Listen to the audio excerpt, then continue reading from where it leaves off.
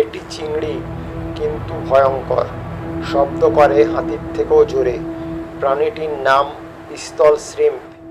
এই চিংড়ি মাছটি তার দাঁড় দিয়ে পিস্তল থেকে গুলি চালানোর মতো জোরে শব্দ করে, যা 200 ডেসিবেল পর্যন্ত পৌঁছাতে পারে। এই শব্দে জলের মধ্যে ছোট শক ওয়েভ তৈরি হয়, যা শিকারকে অজ্ঞান করে দেয়।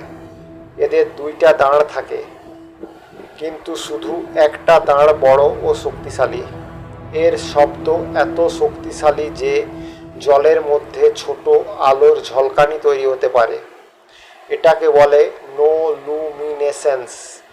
অনেক পিস্তল শ্রিম্প একসাথে থাকলে সমুদ্রে এত নয়েজ হয় যে সাবমেরিন সোনার পর্যন্ত ডিস্টার্ব হয়।